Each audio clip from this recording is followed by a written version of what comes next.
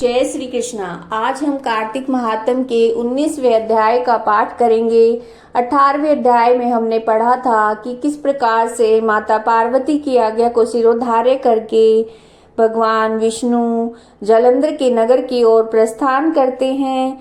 और 19वें अध्याय में हम पढ़ेंगे कि किस प्रकार से जलंधर की पत्नी का पतिव्रत भ्रष्ट हुआ।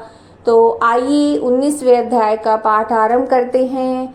राजा पृथु ने कहा, हे देवऋषि, अब आप यह कहिए कि भगवान विष्णु ने वहां जाकर क्या किया तथा जलंधर की पत्नी का पतिव्रत कैसे भ्रष्ट हुआ।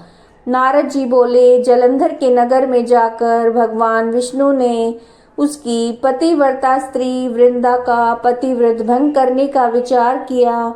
वह उसके नगर में एक उद्यान में जाकर ठहर गए और रात में उसे स्वप्न दिया। वह उनकी माया और अद्भुत कार्य पद्धति थी।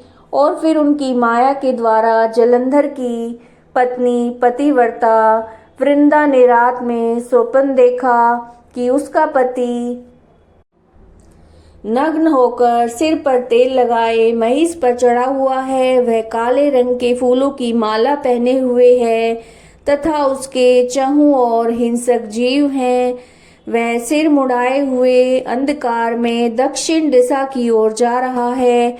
उसने अपने नगर को समुद्र में डूबा हुआ देखा और इस प्रकार के बहुत से भयानक सपने देखे।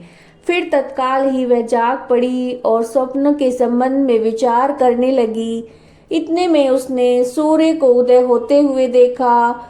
उसमें उसे एक छिद्र दिखाई दिया। वह कांतिहीन था। इसे उसने अनिष्ट जाना। वह भयभीत होकर रोने लगी। वह छज्जे पर गई, अटारी पर चढ़ी, भूमि पर उतरी, मगर उसे कहीं भी शांति नहीं प्राप्त हुई। फिर वह अपनी 2 सखियों को साथ लेकर उपवन में गई। वहां पर भी उसे शांति नहीं मिली। फिर वह जंगल में निकल गई, मगर वहां भी उसे चैन नहीं आया।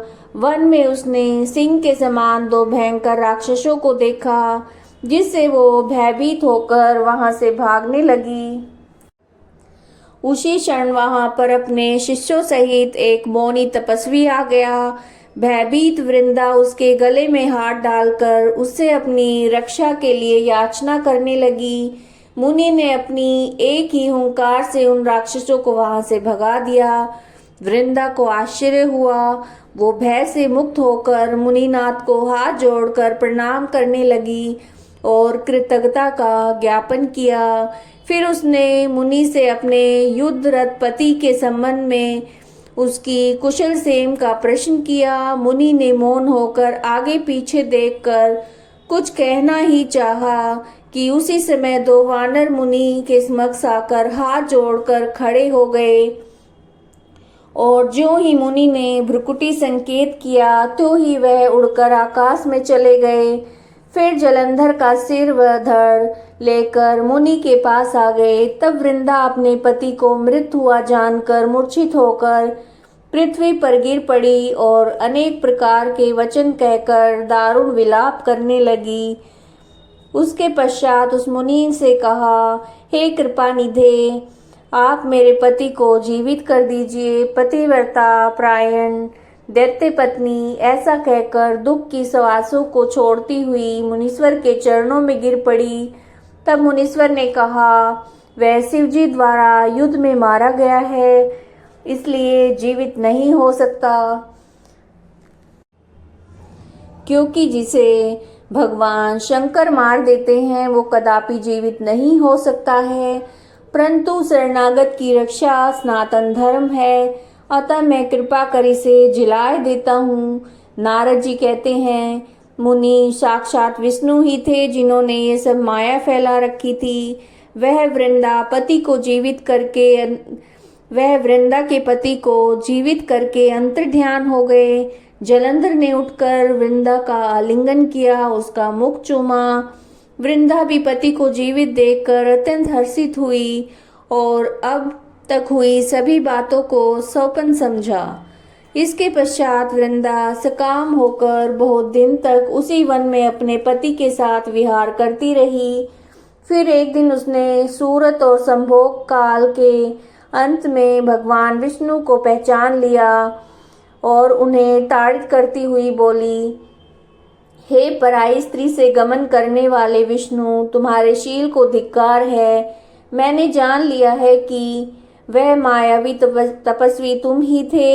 हे राजन, ऐसा कहकर परम क्रुद्ध होकर पतिव्रता वृंदा ने अपने तेज को प्रकट करते हुए शाप दिया, जो तुमने अपनी माया से 2 राक्षस मुझे दिखाए, वे ही दोनों राक्षस किसी समय तुम्हारी भी स्त्री का हरण करेंगे और उसके विरह में दुखी होकर तुम वानरों की सहायता से वन में भ्रमण करोगे। यह सर्वेश्वर जो इस समय तुम्हारा शिष्य बना है, यह वहां तुम्हारा साथी रहेगा। ऐसा कहकर पतिव्रता वृंदा भगवान विष्णु के लाख मना करने पर भी अग्नि में प्रवेश कर गई। ब्रह्मा आदि देवता आकाश से उसका प्रवेश देखते रहे। वृंदा के शरीर का तेज श्री पार्वती जी के शरीर में चला गया और आकाश से जय जय शब्द होने लगा। पतिव्रत धर्म के प्रभाव से वृंदा ने मुक्ति प्राप्त की। यह कार्तिक महात्म का 19वां अध्याय था। अगर आपको वीडियोस पसंद आ रही हैं और आप इस तरह की वीडियोस लगातार चाह रहे हैं तो चैनल को सब्सक्राइब कीजिएगा, लाइक कीजिएगा। जय श्री कृष्णा।